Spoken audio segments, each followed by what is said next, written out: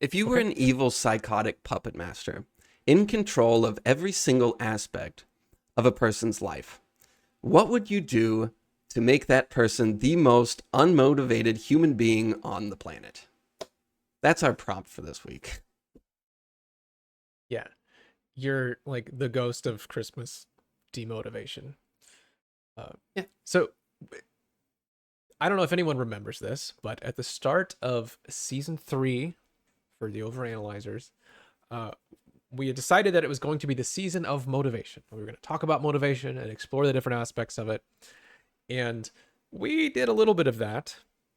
We wandered off quite a few times into other interesting to us ideas. But we found it pretty difficult to talk about motivation directly. We did talk about things that I think are related, sort of from a sideways angle, but it's actually very hard to talk about motivation because it's hard to define. We all kind of have different meanings in our head. You and I talked about this before we started recording, and we have these sort of conflicting ideas of what is motivation? Is it a desire? Is it a system? Is it what is it? It's hard to define. So we might work on that some, but for now, we came up with this premise, and I think it's a pretty good, simple, concrete way of thinking about it, which is forget about what motivation means. How would you screw somebody over if you could? Just for whatever reason, this is like an evil take on it. And let's just talk about that. So that's our approach to talking about motivation today. And this will be kind of the season cap or season finale.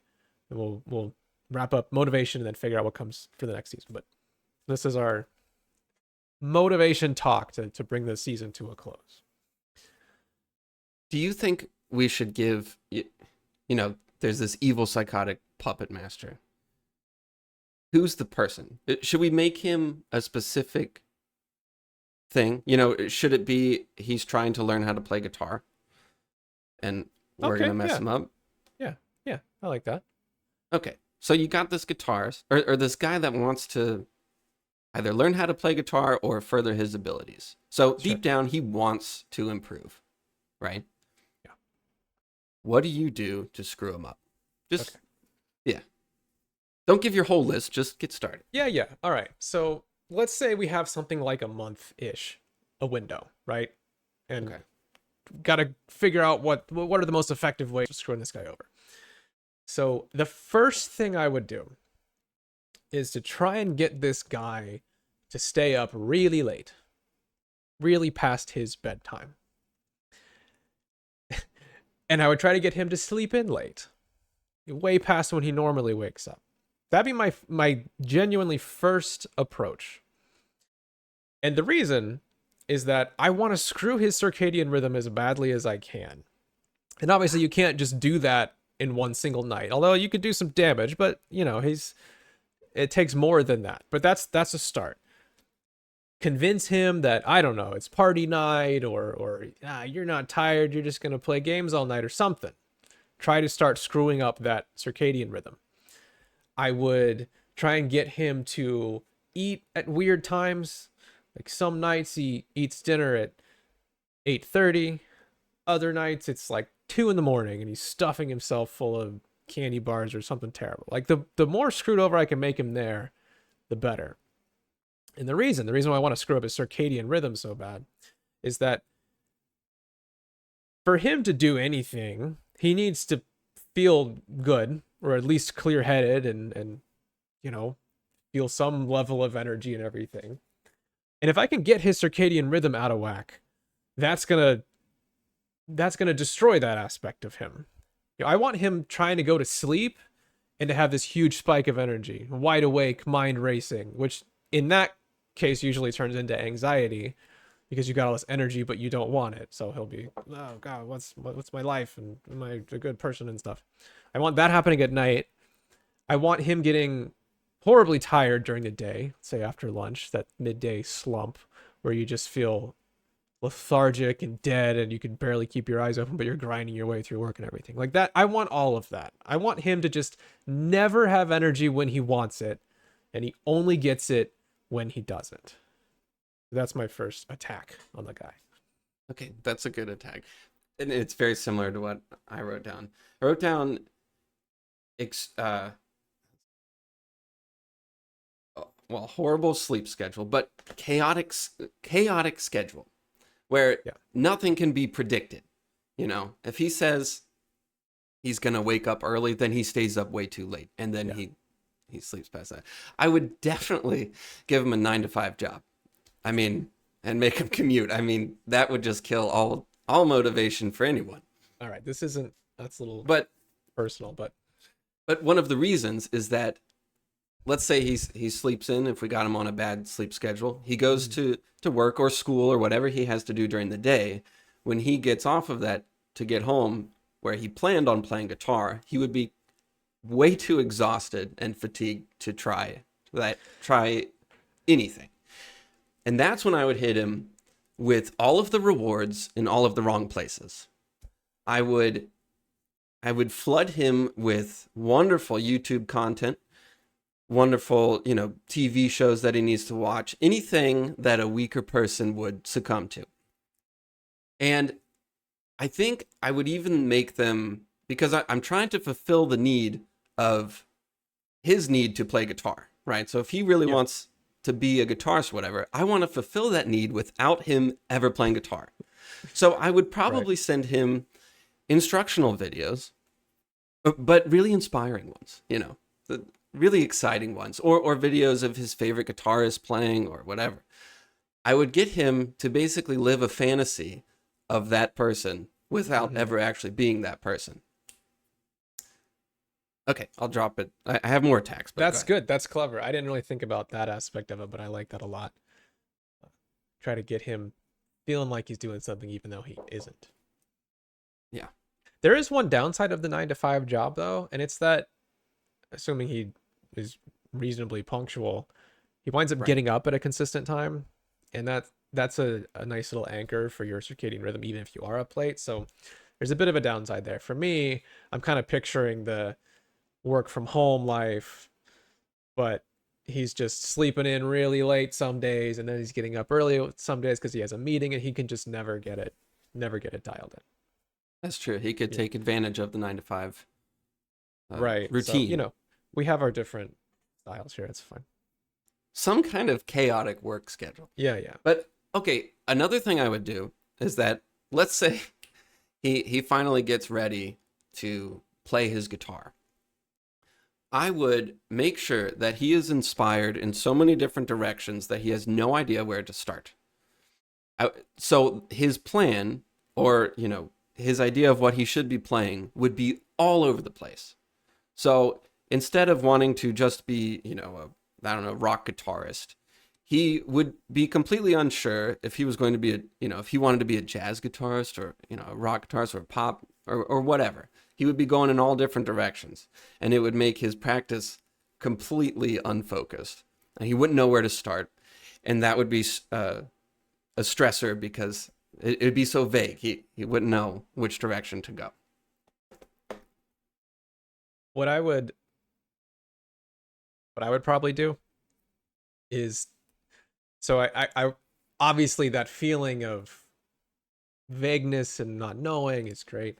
I would probably like do that to him for a while, and then give him something that feels really concrete, where he goes, okay, yeah, I'm gonna do this, but it's actually bullshit and not what he needs to do. So like that. Okay. This is where coursework, I think, can be so amazing.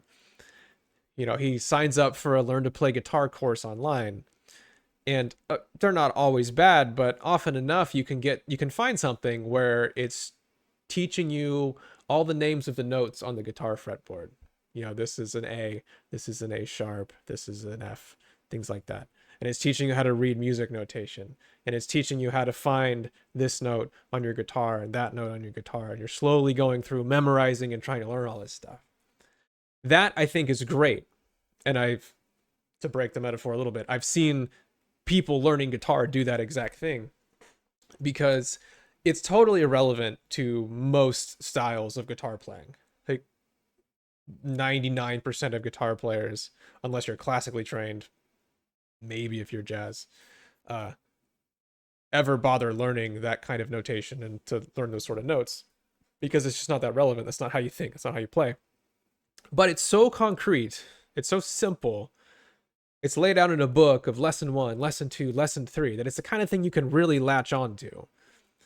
And I would let him do that for a while until he slowly has this awful sinking feeling of, oh my gosh, I checked the back of the book and I don't play anything I want to play.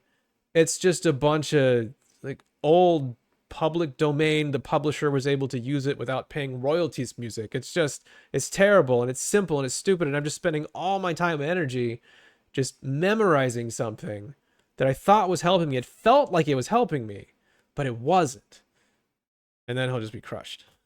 Okay. While he's crushed, I would then cue all of his friends, everyone he's ever met, his family, everyone. They would all tell him how stupid it is that he even thought he could ever play guitar. Everyone would doubt him. Just a barrage of discouraging comments. Just, he's an idiot for wanting to play guitar. No one's impressed that he's learning. Everyone thinks it's stupid. I don't know, because So. sometimes that can make people determined, you know? Okay, all of these things could be flipped. We'll get to that. But I think it would be demotivating a bit if everyone thought he was an idiot. Oh, okay, you're right. He wants to prove to all of them that they're wrong, so it motivates him. So that might backfire on me. I tell you what I would do. I would try to get him, whenever he sits down to try and get better at this thing of pushing down the strings on a guitar, plucking the right notes. He's trying to get better at that. I would want his mind filled with self-evaluation at every moment. Mm-hmm. I don't want him to play a note without having to think about whether he's cut out for being a guitar player or not. I want that to be 90% of what's going on in his brain is constant self-judgment, constant self-evaluation, never actually letting his mind settle on the music itself, or listening, or feeling, or just playing, or God forbid, enjoying it. I want him paralyzed with self-analysis. That's actually pretty up there for me. I think that would be one of the best ways of really getting deep in his head and ruining the motivation, is to just have him constantly analyzing himself. What else you got for this guy? Well, I would definitely stress the rewards again. Because the wrong rewards, you mean?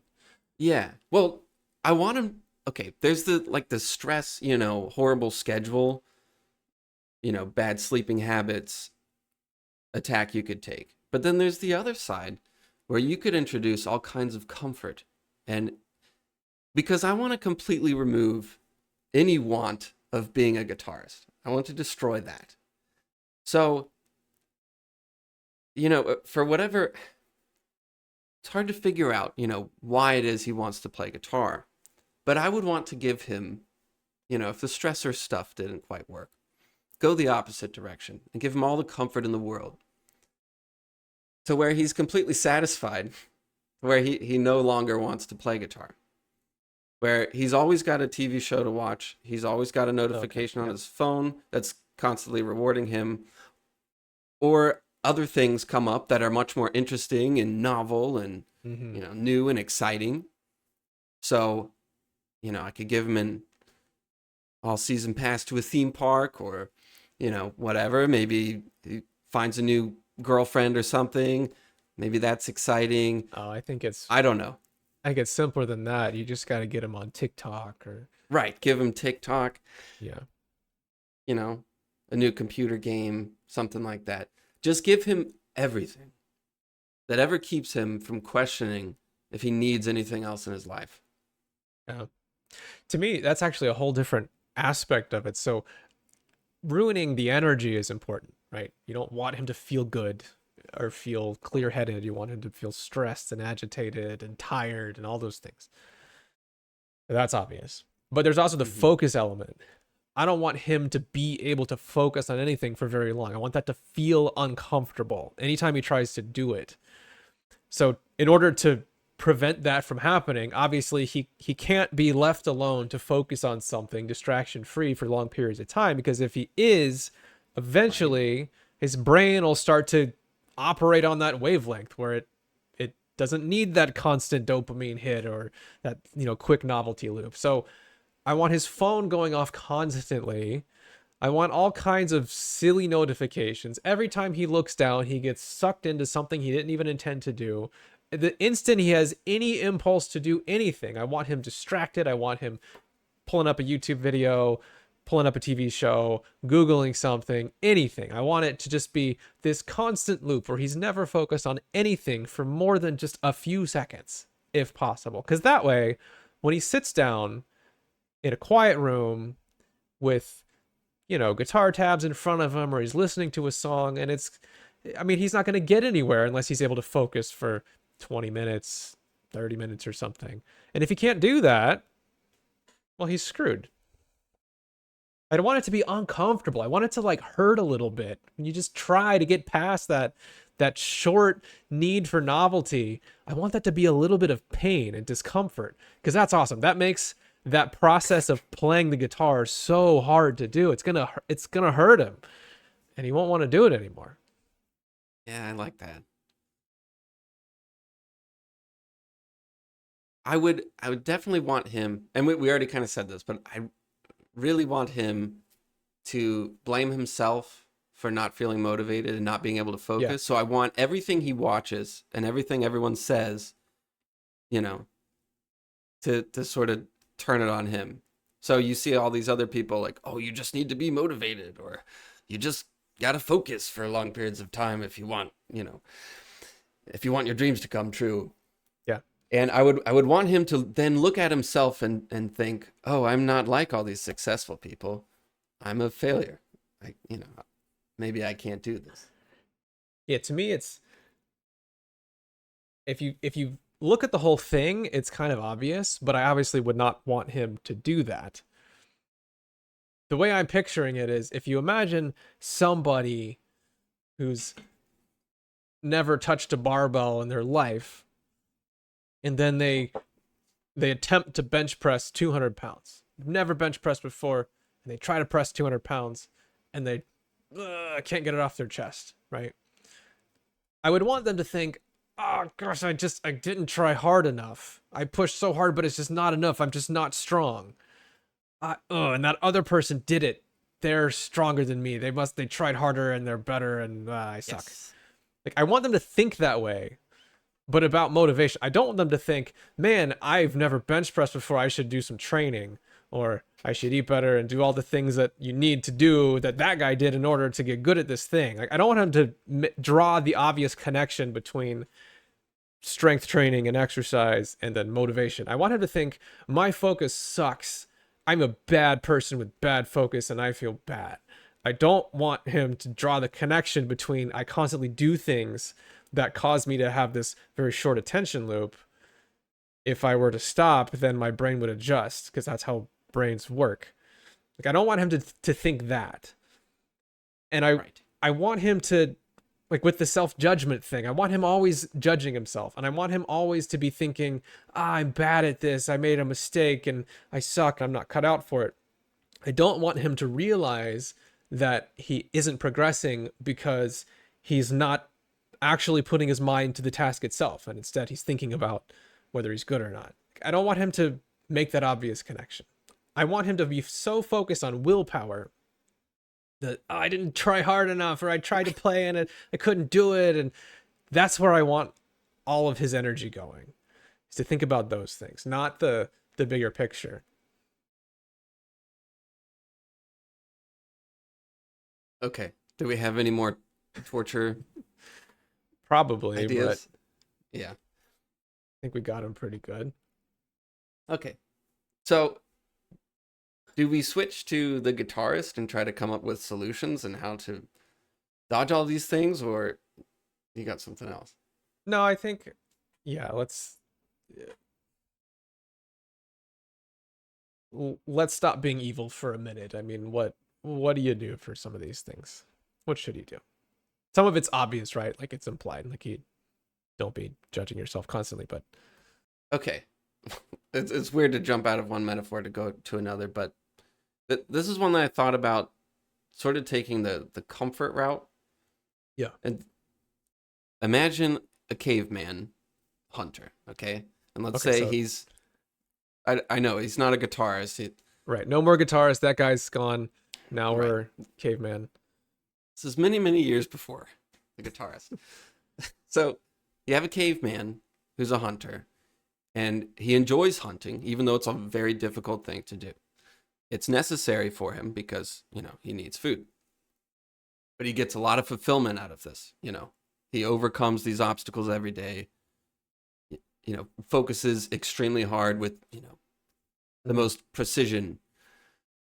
So every day he goes out and hunts, and it's rewarding and it's necessary. And it's this thing that he feels motivated to do because it is, a part of his life. He must do it and he enjoys it.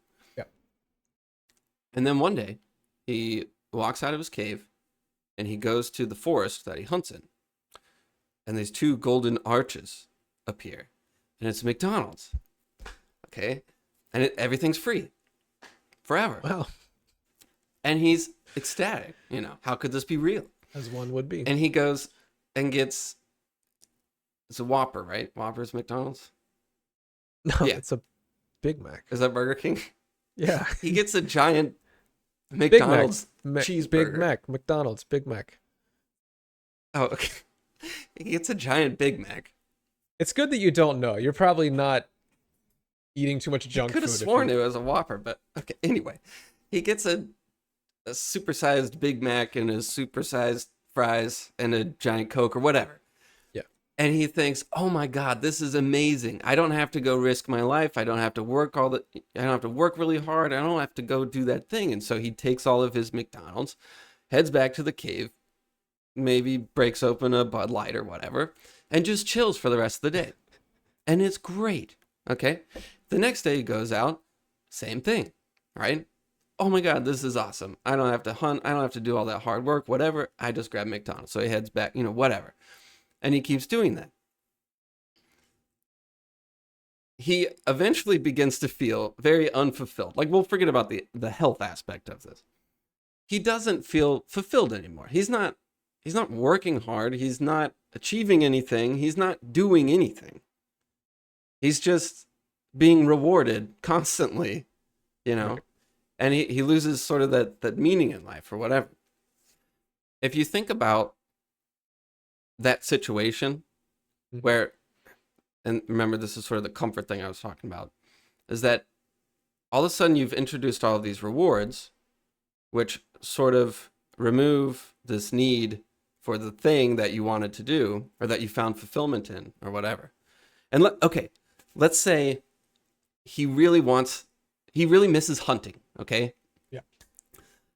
He wishes he could go and hunt. So the next morning he wakes up, he waves to the McDonald's people, goes into the forest and starts hunting, just like he used to. He's like, you know what? I'm going to do this anyway. Well, his brain can't help but think, well, I don't really have to do this. I don't have to focus, or I don't have to try that hard, So if halfway through the day it's not going well, you just think, well, what the hell? I'll just go home, get some McDonald's, whatever, call it a day. Like, things have changed forever, when you introduce all of these new rewards.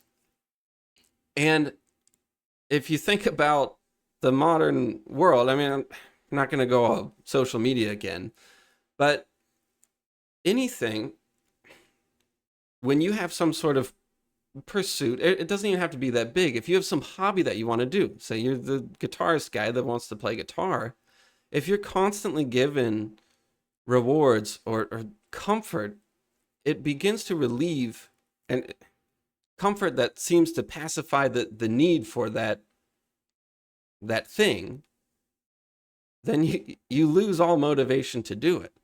It doesn't matter how much willpower you have or whatever, it all just kind of fades away, because as humans we see no need for it anymore. If our needs are always being met for that thing, even if just like a fraction of it, you kind of lose, I don't know, you lose the drive to do that thing. And I have found with my own stuff, when I was when I was teaching myself art and doing all of that, at the very beginning, because there was like, 3 or 4 years when I was trying to get a job, trying to learn all this stuff. I remember that at the beginning, I was trying to, focus, buckle down, blah blah blah, all the cliche stuff, which of course you should do anyway. But I remember watching something about, someone said, well, don't focus too hard on trying so hard. Just focus on getting rid of the things that are in the way. And it's a simple piece of advice, but I started thinking more about removing the, quote unquote distractions, or the rewards, the things that I always went to that were easier to get to than the thing I really wanted to go to. And that seemed to change a whole lot for me. So in the hunter example, it's like in order to get back to hunting, he burns down the McDonald's. you know,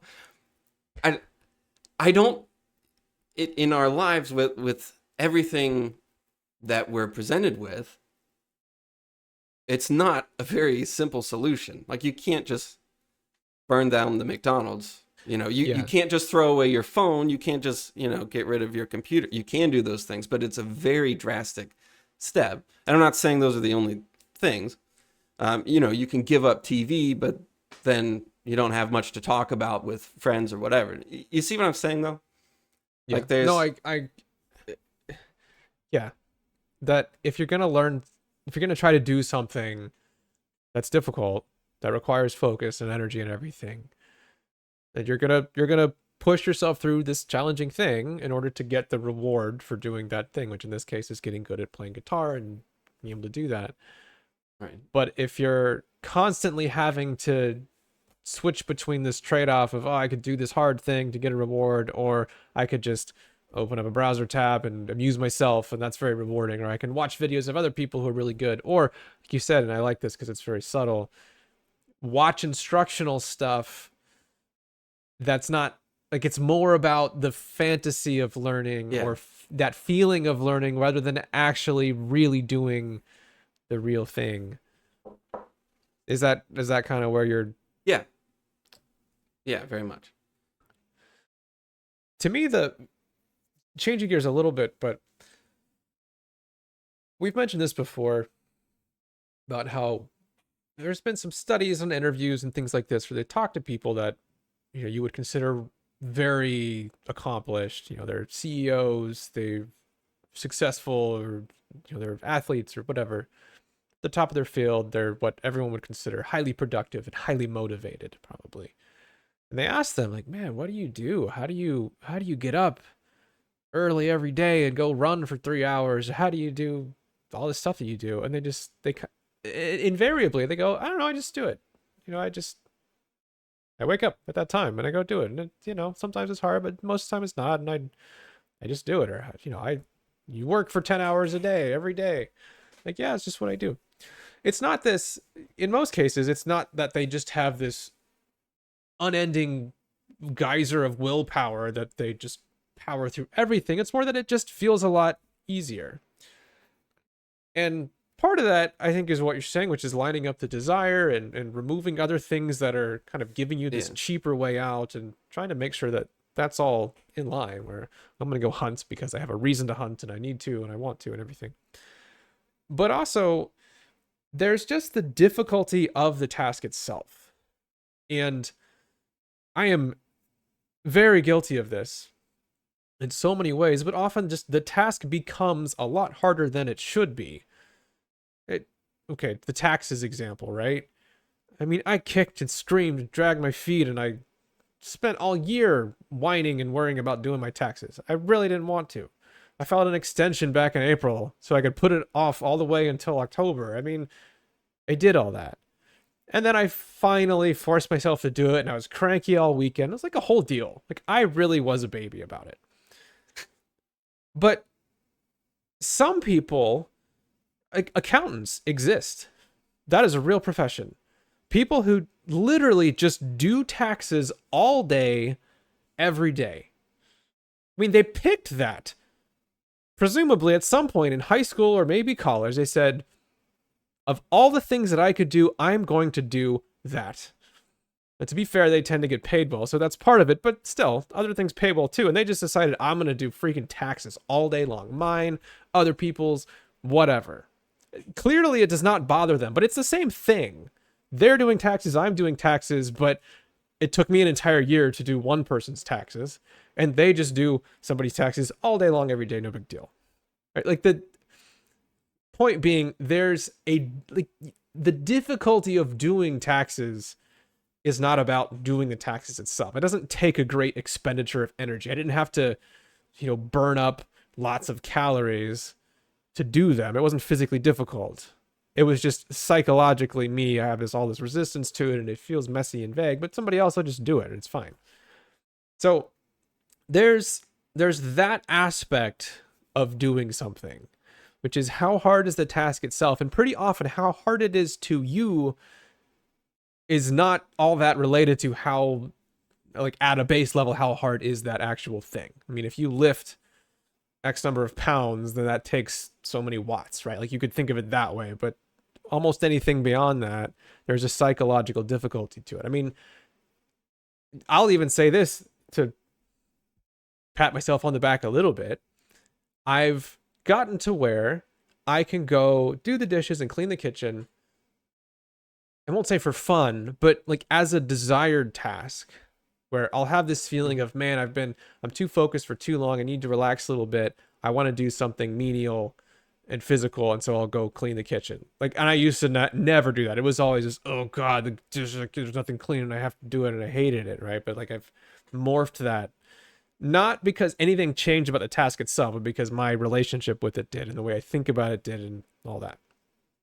Broad point being, there is this level of difficulty for any given thing. And that to me is a very key part of the idea of motivation, which is trying to make that thing be much easier for you. Not learning how to use your willpower, not even like sleeping better and just being healthier and more energetic and all that kind of stuff, but just trying to frame tasks in a way where it's just not that hard anymore. So with our guitar playing guy example, like if we're trying to screw him over, then what you're trying to do is make that task feel very difficult.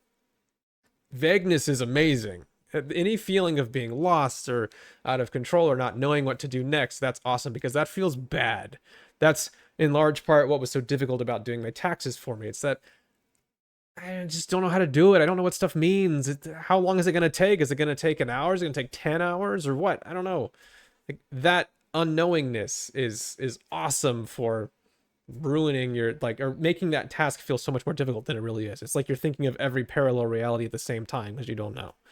Like so the guitar player guy, if he were to start identifying simple things like, hey, I heard this riff that I like from a band that I like, and it doesn't seem that hard, and so I think I'm going to learn it. And, well, okay, to learn it, I'm going to have to find some guitar tabs. Let's start there. So I'll go online and find some guitar tabs, and maybe he doesn't know how to read those yet, so I got to find a way to figure that out. Like, once it starts becoming this simple, concrete thing of, okay, found the tabs, figured out what they mean, I got the song, I can listen to it, I can compare that and make sure I got the rhythm down and figured out where my fingers go, and, well, okay, it kind of buzzes. I got to start working on getting my finger in the right spot and moving through that, and man, this picking is really hard. Maybe I need to, I'll do a little research, and okay, I'm going to start using alternate picking and things like that. Like, just that slow stepwise progression through, okay, I learned how to do this riff, and okay, that actually turned out to be pretty easy, and I learned some stuff along the way. Let's find something that's I think is cool, but maybe a little bit harder, and I'll start learning some chords and just start learning how to do it that way. Like, those simple stepwise things are great. But that's, like, if he does it right, the task itself will just feel fun and easy. And he won't be sitting there the whole time thinking, am I good at guitar? Am I bad at guitar? And I think I should have learned faster, and all that stuff. Like, that's also things that make the task harder. The easier that task becomes, it's less about, like, the willpower is not part of the equation, really. I'm not trying to get him, I keep switching this metaphor backwards. I'm like helping him in my mind now. We're trying to screw him over. In the evil screw him over world, He's using his willpower. It's really difficult. He doesn't know what to do, but he's just gritting his teeth and powering through. And even though he doesn't want to, like, that's the way I would want him thinking if I'm trying to ruin him, right?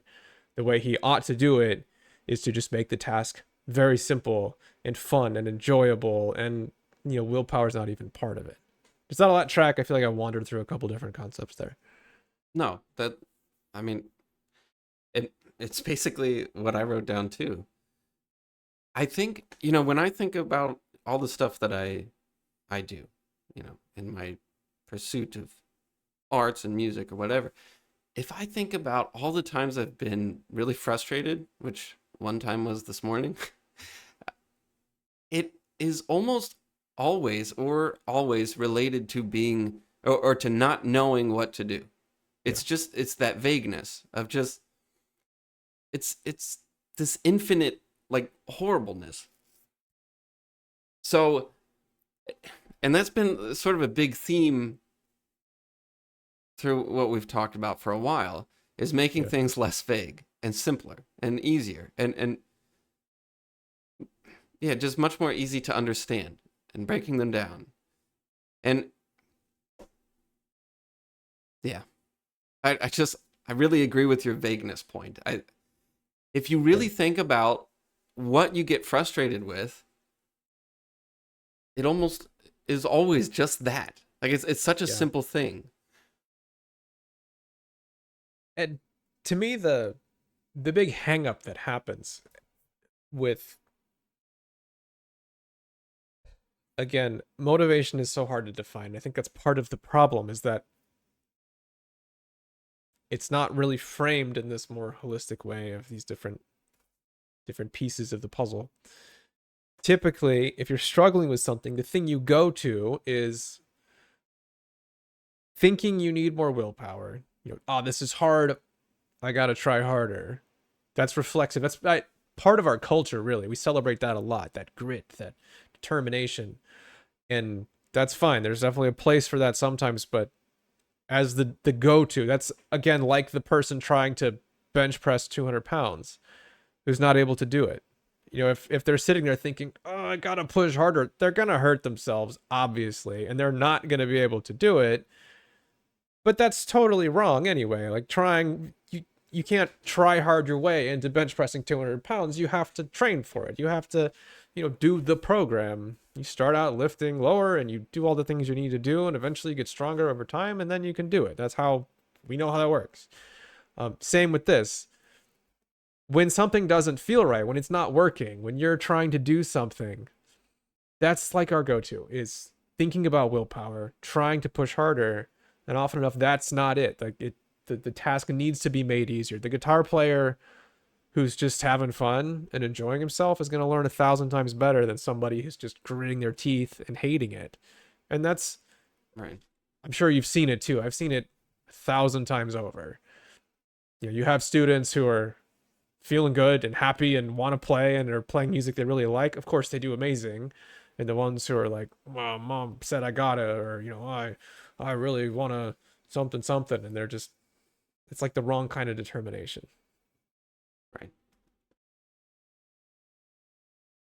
So do you think there are some people who have more motivation than others? Are there some highly motivated people and some not motivated people?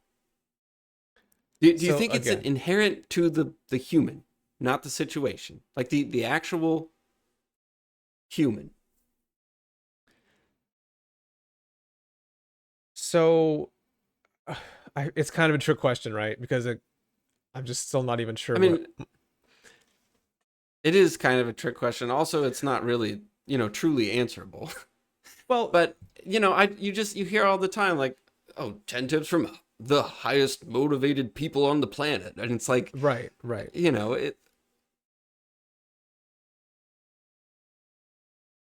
People view themselves, they'll watch these videos, whatever, and they think, oh, I have no motivation. You hear it all the time, or I'll say it, you think I have no motivation. And I think that the issue is not them. Well, it is them, but it's that need, like it. Okay, think of when I think of someone who's very unmotivated, whatever, you could picture a couple different scenarios, but let's picture like some some kid that's obsessed with video games, right? No negativity on video games, but a specific type of kid lives in his mom's house, everything is given to him, whatever, and he just plays his games all day long. He would typically point at that and be, oh, he's not a very motivated person, right? He does nothing but play video games. But let's have the mom take the video games away, say, hey, Johnny, you're grounded, okay? No video games for a year or whatever. He would then become the most motivated person ever to get the video games back. He'd be, Mom, I hate you. You're so stupid. This is ridiculous, whatever. And he would go insane to get back the video games. Then he becomes this highly motivated person. So instead of looking, Yeah. I mean, it's difficult to say, but instead of pointing to yourself and being, oh, I have no motivation, switch up the situation to where you then really you have a need to do the thing that you actually want to do. No, I totally get what you mean and where you're coming from. So yeah, I agree. I think about my dog. I like to bring him up as an example a lot. He's good. Or my cat. Actually, maybe the cat's a better example. At night, at around 10 or 11, she loses her mind. Just her eyes, her pupils become gigantic, and she'll jump 6 feet in the air for no reason and then sprint around the house going jumping on things and whatever, because she's a cat. Cats are built to hunt and murder things, and 11 o'clock at night is murder time, and there's nothing to murder, but it doesn't matter. She's just gonna kill bits of fuzz and things, pillows, whatever, right? That happens to her. And I don't know a whole lot about cats, but I don't think she just checks the time and goes, oh, it's 11. Let me make myself insane. I think it just happens.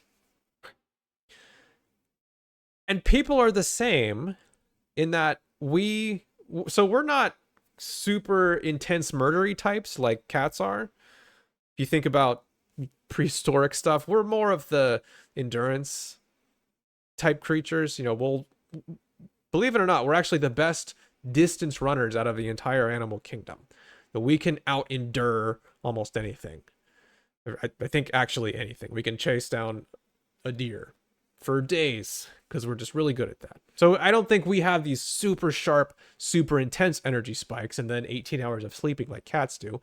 We're a little more balanced, but we have our time of sleep around 8 hours. And then we have our energy arc throughout the day. And unless something's wrong, everyone has that. Everybody gets energy and motivation, if you want to think of it that way, every day. Again, unless something's wrong. And so most of the time, it's not that you aren't motivated, it's that you're pouring it into something else. Or there's something that's sucking it all up. Or maybe you're just really screwed where your sleep schedule is crazy, you're super stressed, your body's worn down, and then you just don't really get that energy like you should. But that's a thing to be fixed on its own. But yeah, I think you're right. Like if you took somebody who you would have thought of as like, oh, they're not motivated, they just play games all day, and you put them in a different situation, it's suddenly they become motivated because really they were motivated the whole time. They have a motive force. It's just being put into something that's not what this external observer considers to be like a beneficial thing. So that's probably not even the right way to think about it, is motivation. Right. So I guess the bottom line is, as an adult or somebody who has some agency over themselves, don't think so much of I'm not motivated. Think I might be in the wrong scenario. Like my situation is not correct to where my energy is not going where I want it to. Right. Yeah, instead of thinking, oh, well, it's difficult to, instead of thinking about, I need to be more motivated to do the task, try changing the task to make you, or what would make the task more desirable. And yeah, well, I think we're talking about a couple distinct things. One is remove things that are absorbing your energy, right? So if you play video games all day and you really want to be a software developer, then you got to give up the games, at least for a while, so that all that energy that you were pouring into there goes into this other thing that now you're, that's where your energy goes. You're learning So, software. well, quick to pause. Um, one cool way I think that you can figure out what those things are, because it's not always super clear, but like the McDonald's for the hunter or whatever. If you instead of just thinking about all these different distractions in your life, you're like, oh, I got to get rid of the distractions, whatever. Forget about that. Go try to do the thing that you want to do. Like, let's say you're the guitarist. Stand there, Yeah. look at the guitar, and what is the first thing your brain tries to run to? Whatever that is, that's the thing that's like giving you a reward. That it's like it's pacifying your need to play the guitar. That's the thing that you either need to get rid of or move to a different spot or make, you Yeah. know. And yeah, I so like like that. almost reversing it. Because I've noticed, I'll look at my painting and then my brain will go, that's too hard. Let me just check my phone real quick, or let me just go do the dishes real quick because that's something urgent. Let me take the dogs out. Let me go do this or that. It's something simpler and easier to understand than this very vague, scary thing in front of me. And so if you can identify those things and then sort of redirect them or put them somewhere else or get rid of them completely, what happens is that the thing in front of you becomes the less vague thing. Because if you get rid of all the things that you normally run to, then running away becomes vague and uncertain. Yeah. And then all of a sudden the project becomes the comforting spot. I like that a lot. That's actually a pretty cool test. Just lock yourself in a room and see what your mind wants you to do instead. Yeah, and there are your answers. I like that. All right. Should we try and tie this together?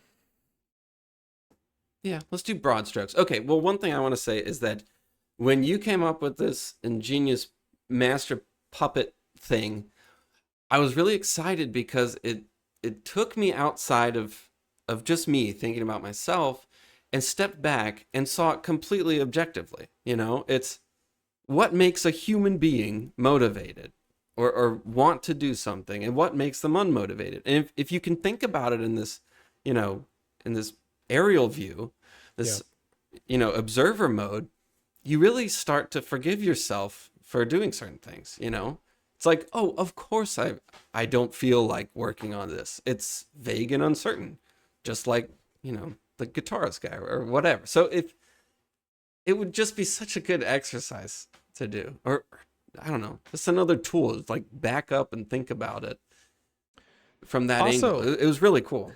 well, thank you. I was proud of it. So, also, I think that maybe it's a good thought experiment for everybody. Maybe the person in the scenario is you, but you're not you. You're the puppet master. And maybe as a more healthy exercise, you should think about how you would make yourself motivated and like the positive take on that, right?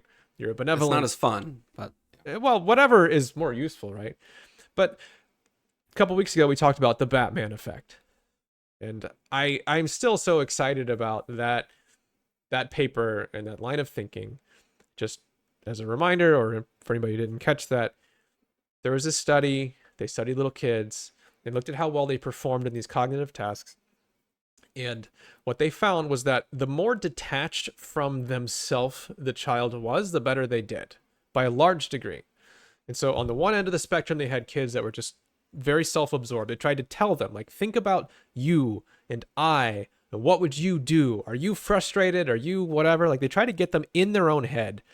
And then towards the other end of the spectrum, they had them using third person terms or like talk about yourself in the third person. So how does Mike feel? How does, what does Mike think about this? What does Mike do when he's frustrated, right? Never talk like that out loud because that's obnoxious. But as a mental exercise, it's useful because it detaches you from yourself. And I think this is a very useful thought pattern this way. And then the reason it's called the Batman effect is that the thing that worked the best by far was not to be third person to think about what would Mike do. It's to, I'm freaking Batman. What would Batman do? Like to put yourself in a completely different person, utterly detach yourself from the way you think, and then that's the real high performance mode of thought. But that's like a pretty specific scenario, which is these kids doing these cognitive tasks. I think as a general tool, it's a really, really good way to think, even for other stuff that's a little bit more cerebral, like what makes me motivated. Don't think about you, because as soon as you get in your own head, you almost default to those, my willpower and I can't focus and I'm just not good enough, I'm not strong enough or whatever. Like that's almost where we go to all the time. But if you think in that far zoomed out view of, hey, what would I do to this person to make them motivated? What would they need to do? Then you start to think about, okay, here's the different pieces of the puzzle here. And in my mind, like if you try to identify the different elements there is the general health of the person, how just some of it is literally just health. How well are they sleeping and eating, and the regular pattern, the circadian rhythm is so ridiculously important for that. But then also just some of the psychological things, like if they're constantly having their focus pulled from one thing to another, then their mind gets used to that. There's actually been some kind of interesting research on your brain waves and how you if you're distracted all the time, like constantly stimulated with phones and computers and stuff, your brain uses beta waves, which is really just like a faster frequency. But you can monitor this with electrodes. Your brain is more wired up. And if you put somebody in the woods with nothing to do for a couple days, their brain waves slow down and it becomes alpha waves. It's much slower and more methodical and more relaxed. And obviously there's a reason why your brain can do both of those, and there's a place for being more excited, but you actually think different if you're free of those distractions for an extended period of time, like literally measurably different. So that's another part of it, is just being able to focus is not so much how hard you try, it's just a product of your environment. And if you put somebody in an environment that's more conducive to that, then that's what they do. Simple as that. So there's that, like there's the health of the person, and then there's the psychological framing of the task. And this can be easier said than done, but you're trying to make the task feel good, feel easy, feel fun. You brought this up too a couple weeks ago when we were talking about the Batman effect, but there was that experiment where the kids had to try and open a locked box by trying a bunch of different keys. And the trick was that none of the keys actually opened it. So they're just looking to see how long would the kids sit there and try before they got frustrated. And they found that like playing pretend and fantasy was what made the kids try longer. Like they were more comfortable with it because they were kind of just having a good time, like acting like they were, I'm an inspector trying to figure out the lock, instead of some kid going, I hate this, I'm stupid, and throw it down. So the difficulty of the task, you make it simpler in ways that don't really feel like they should work, like pretending to be Batman, that role play, that fantasy, or just having fun. I mean, that's one of the things I think we really focused on this season, or at least the past few episodes, was just that, like the inner game of tennis and everything, where that's really where you want to be, is where something just feels easy and feels fun, where you're kind of just losing yourself in it. That's what you're looking for with the task itself. And then the third element of that, I think, is kind of what you were getting at with the caveman McDonald's scenario, which is